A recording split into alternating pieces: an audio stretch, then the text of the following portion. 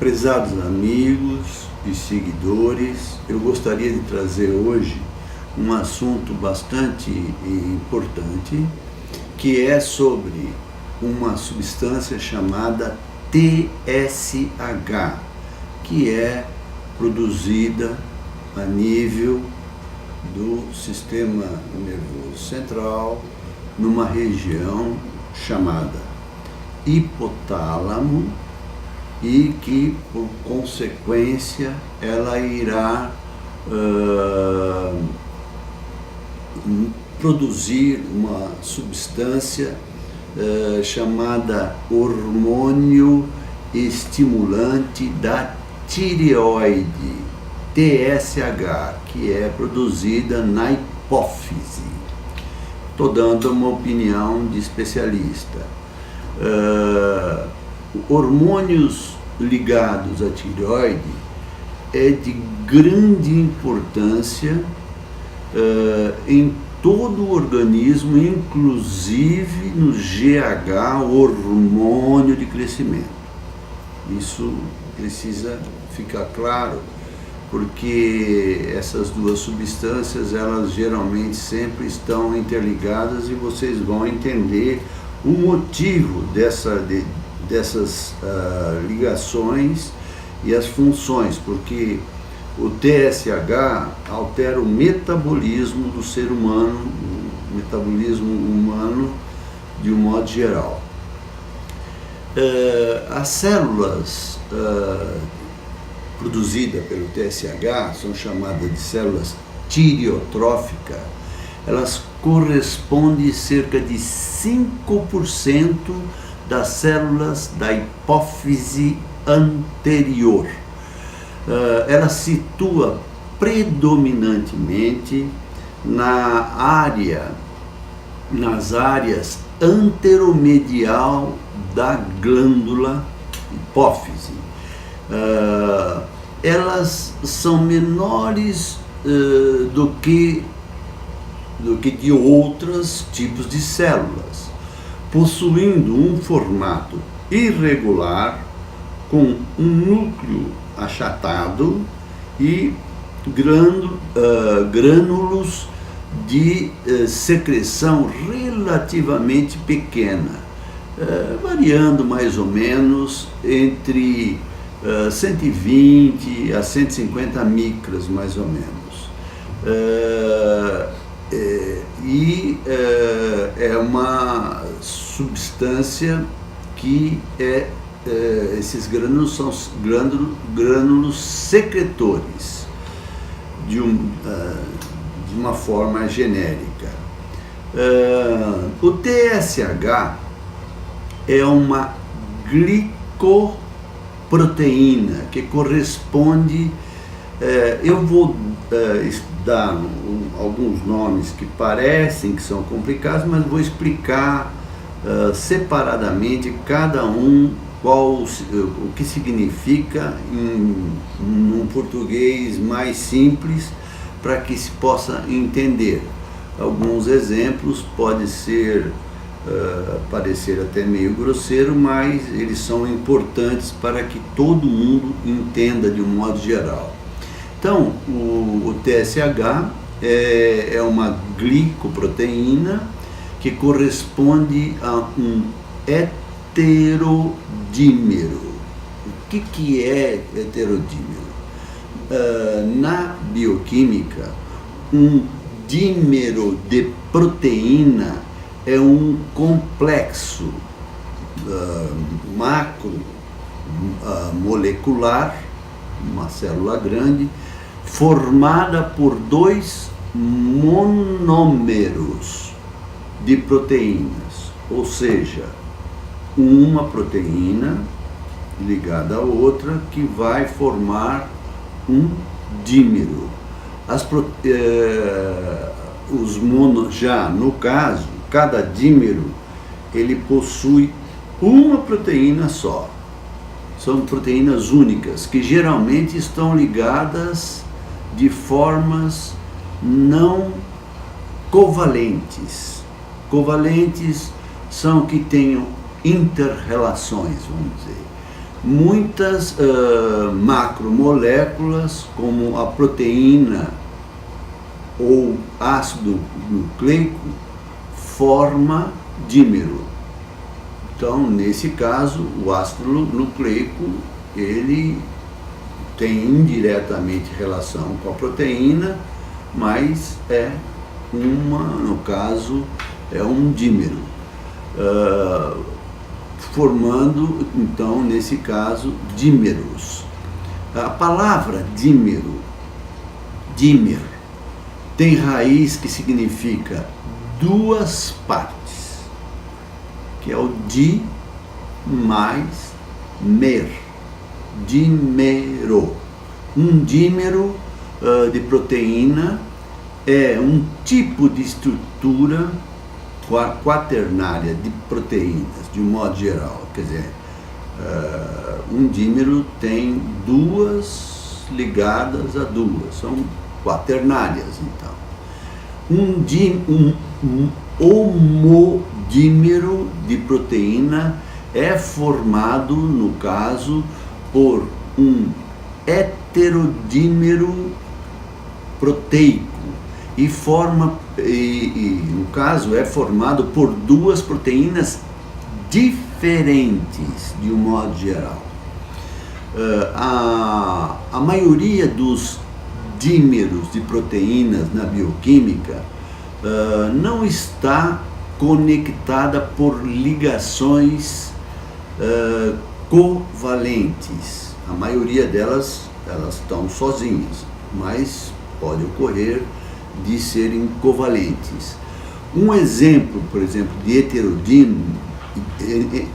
um heterodímero não covalente é uma enzima de uma substância chamada transcriptase reversa. O nome não me interessa muito, que é composto por duas cadeias diferentes de aminoácidos.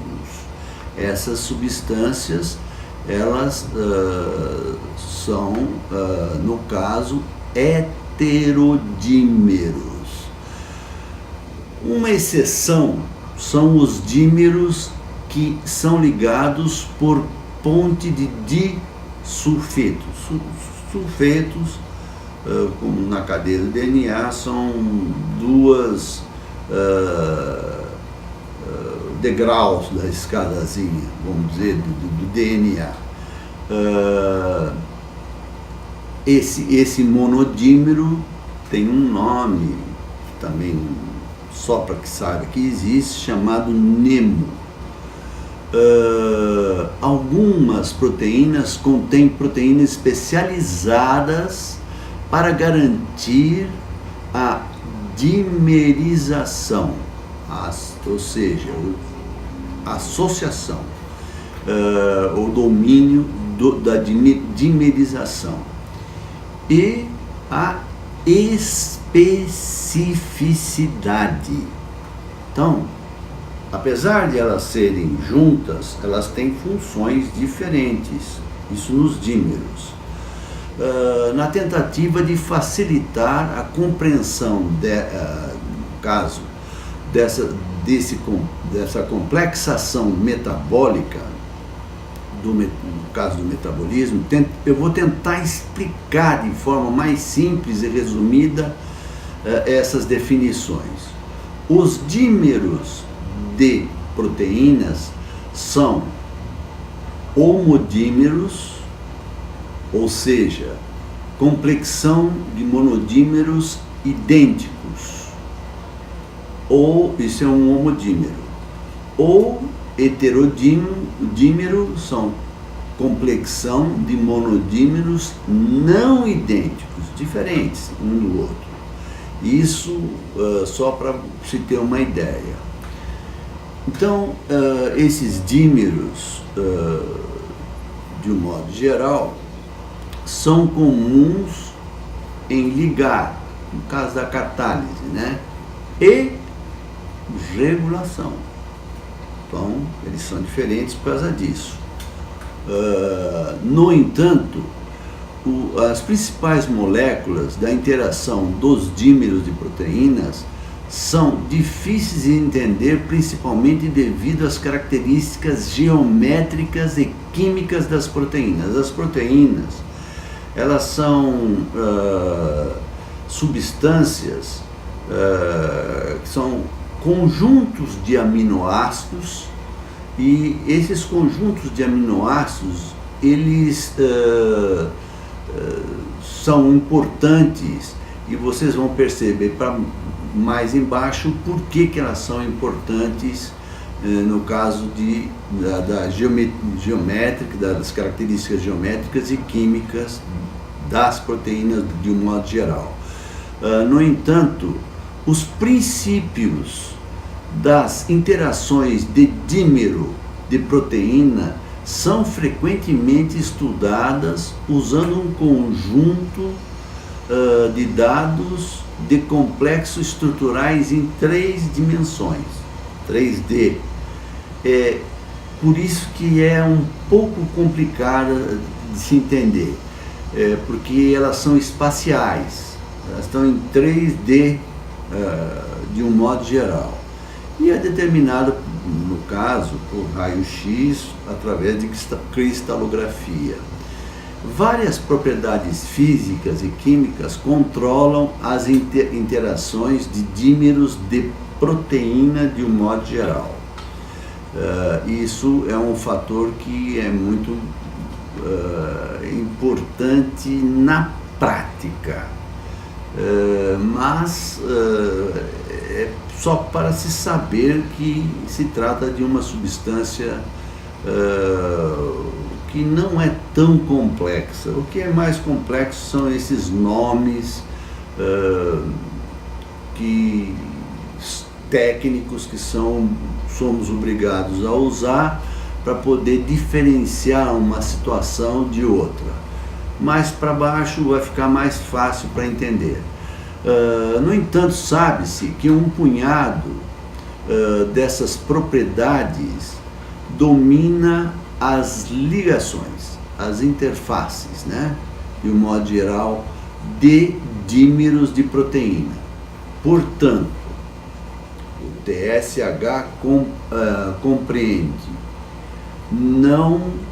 substâncias não covalentes, ou seja, não interrelacionadas diretamente, elas são relacionadas indiretamente de heterodímeros, e existe uma divisão que é a alfa, no caso, e uma outra chamada beta.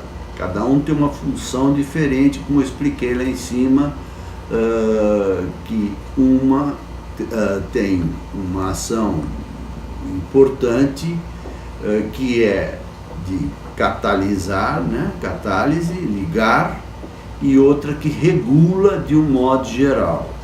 Então, essas são as diferenças que existem entre a alfa e a beta, de um modo geral, que são ligadas. A subunidade alfa também é encontrado em outros hormônios e é comum. Presta atenção, essas substâncias, elas são fabricadas na hipófise, então são neurosubstâncias, no caso neuroendocrinologia. No caso, elas são encontradas em diversos hormônios. Por exemplo, o TSH é uma subunidade alfa. O TSH é o hormônio tiroestimulante. O LH, que é um hormônio de origem sexual chamado hormônio luteinizante, também é uma subunidade alfa. Existe um outro chamado hormônio folículo estimulante, que é o FSH, é uma unidade alfa. E existe uma outra que é HCG, E o HCG também é uma substância, no caso coriônica, né? Ela é também uma unidade, uma subunidade alfa.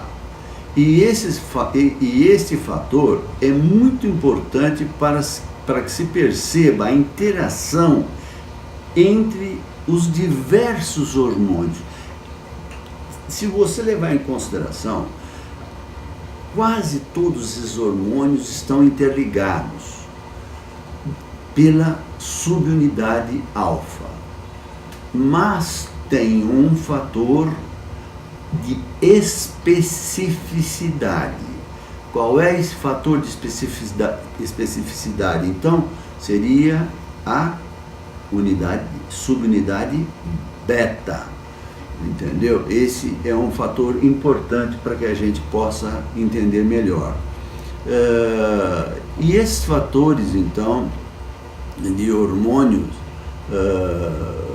levam a uma quantidade imensa de doenças em diversas áreas diferentes. Por exemplo, o TSH vai comprometer a tireoide, mas vai comprometer também o crescimento, o hormônio de crescimento, aumentar a obesidade, etc. O LH, que é o hormônio luteinizante, pode formar, assim como o FSH, ele pode formar microcistos de ovários, etc. E o HCG, que é a coriônica, ela vai se envolver na fecundação de um modo geral. Então são áreas completamente diferentes. Entretanto, a subunidade beta, ela é exclusivamente do TSH, hormônio tireoestimulante. Por isso, ela é um heterodímero, no caso beta, e tem o alfa, que mexe com todos aqueles hormônios e traz todas aquelas doenças que eu já me referi. E ele, nesse caso, então, a beta é exclusiva do TSH, hormônio tireoestimulante, conferindo especificidade de ação. A ação dela é especificamente nessa área. A subunidade alfa é um gene hormonal mais precocemente expressado no caso, na vida da formação do embrião humano. A atividade já do gene beta ocorre posteriormente sobre a influência, no caso, de uma substância chamada PIT1, ou derivado da pituitária 1, pituitária ou hipófise. Várias mutações no caso do ponto do PIT1, pituitária 1, e uma delação, que é a perda de toda a sequência de codificação. Isso é uma situação bastante importante, porque se você perder a sequência, você vai causar doenças bem específicas quando existe uma alteração nessa unidade.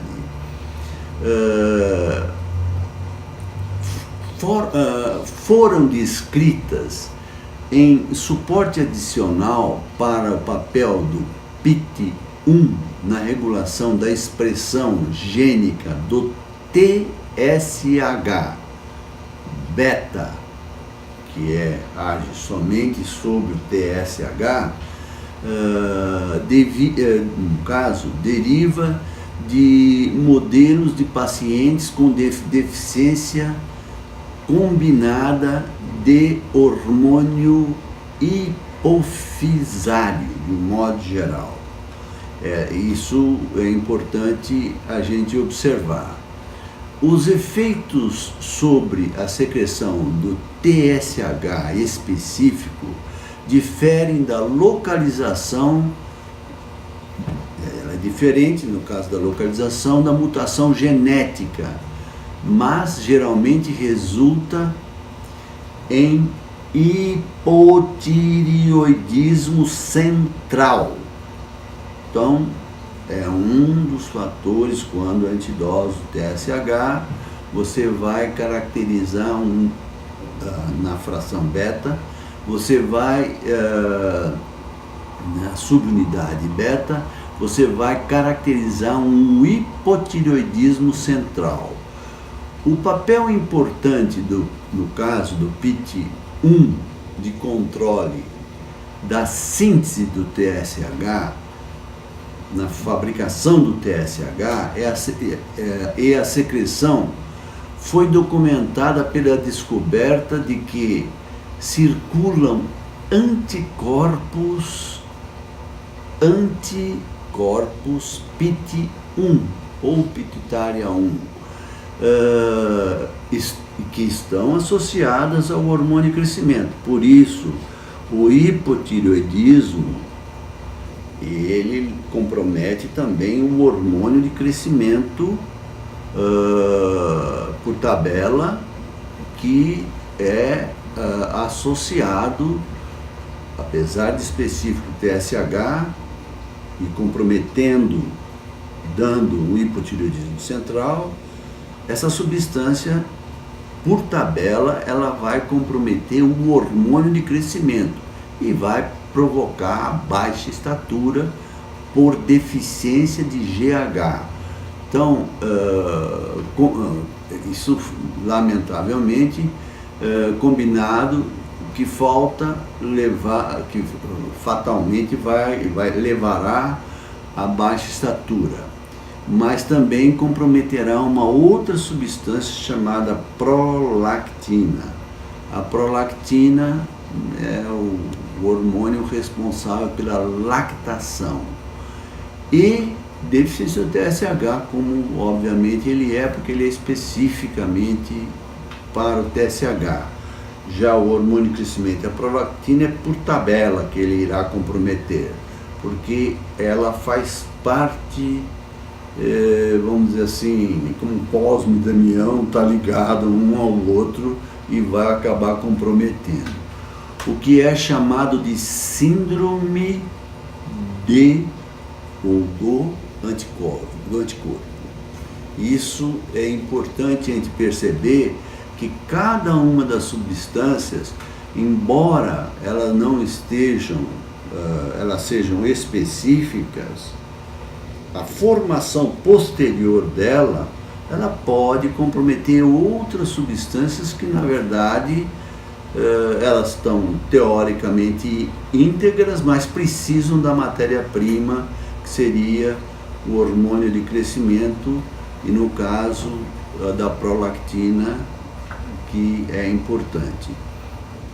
Existe uma outra situação que nós chamamos de GATA, GATA2. Sinergicamente com o PIT1, estimula a atividade do promotor, no caso, do TSH-beta in vitro, e é necessário para a atividade basal ótima do gene beta-TSH.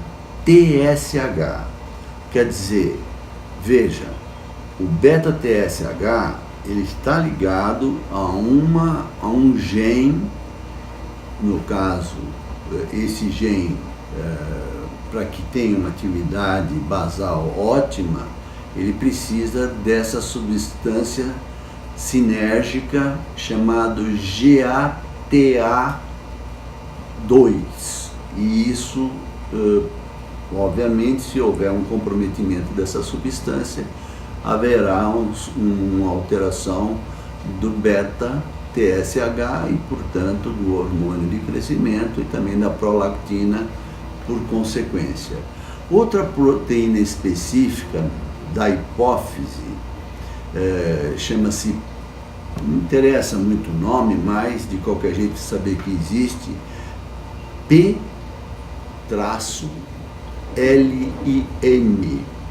que liga a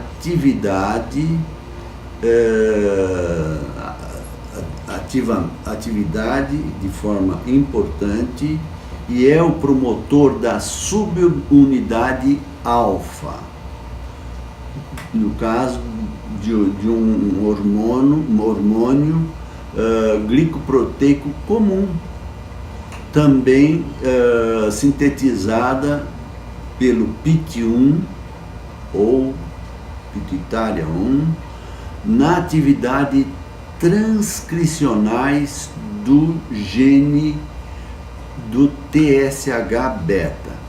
Portanto, este é o fator que, quando eu expliquei em cima, o TSH mais o LH mais o FSH mais o HCG, ele comprometeriam também no TSH. Por quê? Porque esse gene vai interferir sobre o TSH-beta de forma indireta e vai provocar uma síndrome que é a síndrome que compromete, leva ao hipotireoidismo central. Embora que o TSH-beta ele é específico, mas para sua formação há necessidade do envolvimento do TSH, no caso 1 também.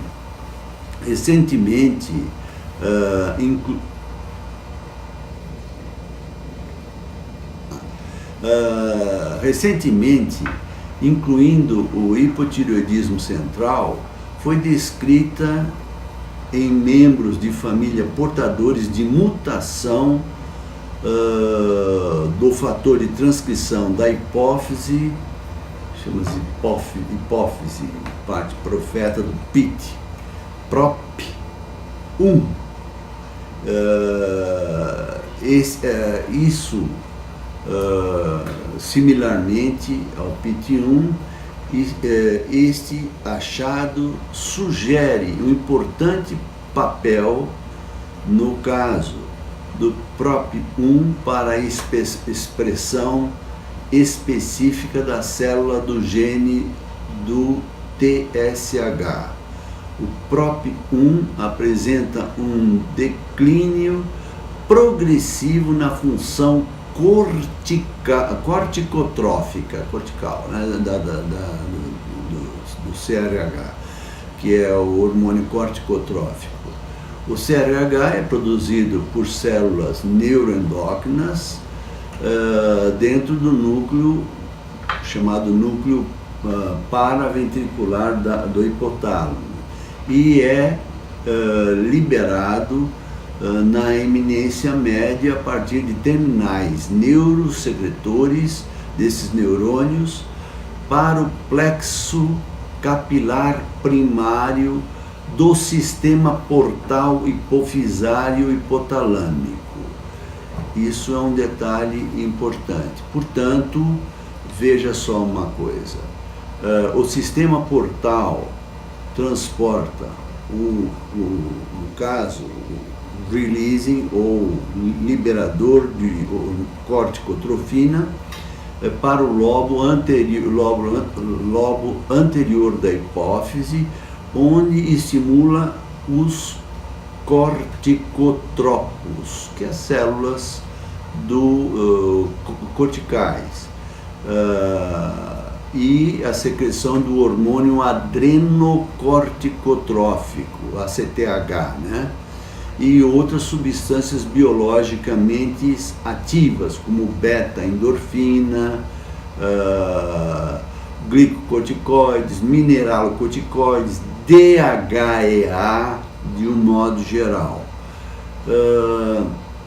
O hormônio de crescimento causa um aumento, no caso do T3 livre do soro, uma diminuição de T4 livre, que é a tetraiodtironina livre, e um aumento na relação de T3 e T4 em pacientes tratados com T4, e também T4 não tratados. Isso sugere que o aumento induzido pelo hormônio de crescimento no IGF-1 estimula a conversão do T4 para T3, que é o esperado. De acordo com esse conceito, a administração de IGF-1 em indivíduos saudáveis é seguida por uma queda na concentração circulatória do hormônio tireoestimulante, que também é esperado, uma observação que deve ser levada em consideração sem aumentar a dosagem do T4, principalmente em pacientes em tratamento por deficiência de crescimento.